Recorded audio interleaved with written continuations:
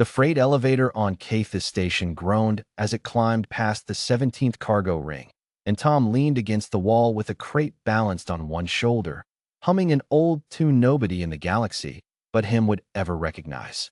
He was, by every metric that mattered to the Interstellar Logistics Guild, an unremarkable human. Route driver, third class, 62 deliveries a cycle. No commendations, no complaints. He wore the same faded blue jumpsuit every shift, drank recycled coffee that tasted like regret, and had a habit of talking to himself when the silence got too loud. What made this delivery run different was the three enormous shapes gliding silently through the station's outer corridors behind him. Dragons.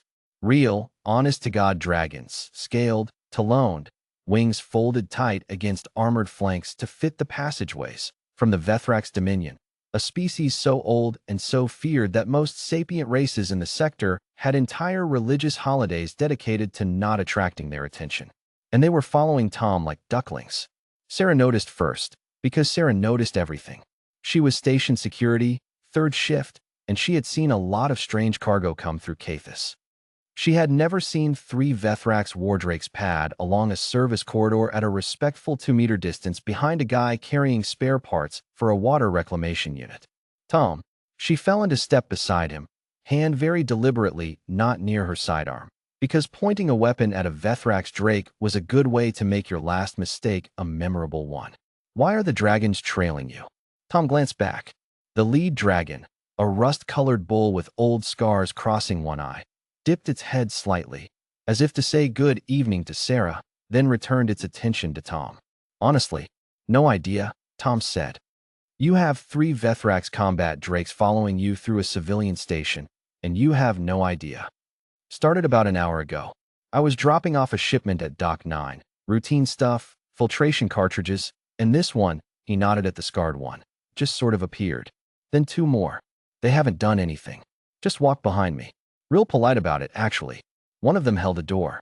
Sarah stared at him. Then she looked at the dragons. Then back at Tom. Dragons don't hold doors, Tom. Well, this one did. With its wing. It was very considerate. The rust-colored drake made a low sound in its throat that might have been amusement, might have been a warning, and might, Sarah thought with mounting unease, have been agreement. Word moved fast on a station this size, and by the time Tom finished his route and reached the guild office, half of Cathis had heard some version of the story. The delivery man with the dragons. Nobody could explain it. The Vethrax Dominion didn't send scouts, didn't send diplomats, and certainly didn't send three armored drakes to shadow a cargo hauler without cause. Station Administrator Ren Oskvalley, a Tellurian with 4 worried eyes and a translator that couldn't quite keep up with his stress levels, met Tom at the guild office with the kind of forced calm reserved for situations that might end in an interstellar incident. Mr. Tom, Ren said, checking a data pad as though the name might have changed since the last 3 times he'd said it.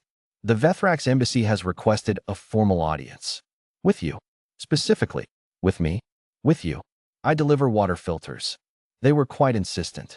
Tom set down his now empty cargo crate and rubbed the back of his neck. Behind him, through the office's plexiglass wall, the 3 drakes had settled into a loose triangle formation in the corridor, ignoring the growing crowd of station workers who'd stopped to gawk and film. Sarah, who had appointed herself Tom's unofficial bodyguard for the evening, mostly because she wanted to know how this ended, folded her arms. Just go talk to them. Worst case, they eat you. That is not comforting, Sarah. Best case, you find out why you've apparently made friends with the single most terrifying species in known space.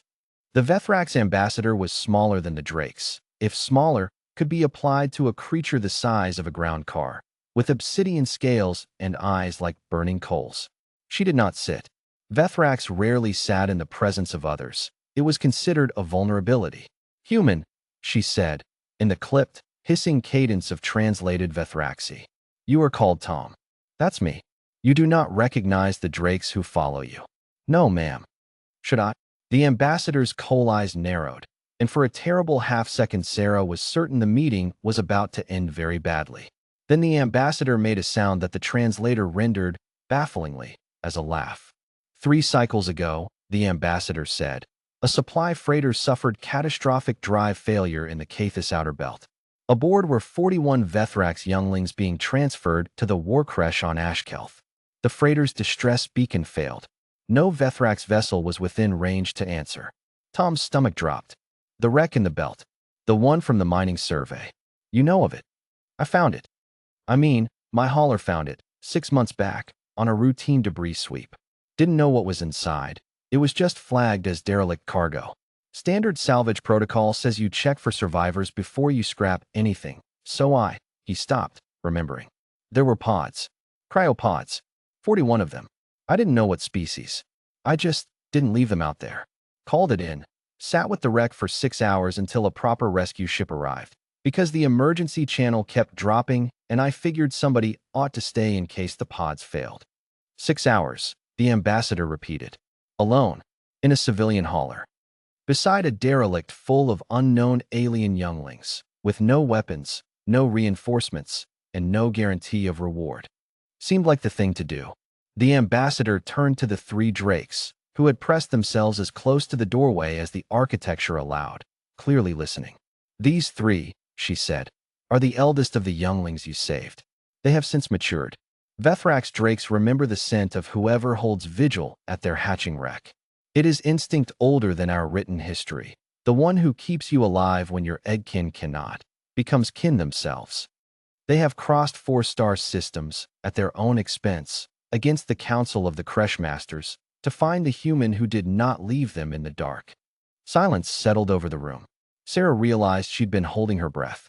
They're not hunting me, Tom said slowly. They have adopted you, the ambassador said, and something in her tone suggested this was, to the Vethrax, a far more serious matter than any hunt could ever be. Whether you accept the obligation or not, it is already done. They will follow you now, Tom of Cathis, for the rest of your life, unless you formally release them, which I would strongly advise against, given that you would be releasing 3 war drakes into a galaxy that has spent centuries being very afraid of upsetting them. Tom looked out through the plexiglass at the rust-colored drake, the one who'd held the door.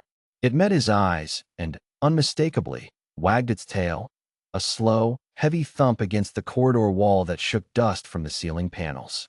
Well, Tom said, I guess I've got room in the apartment. Probably. Sarah put her head in her hands.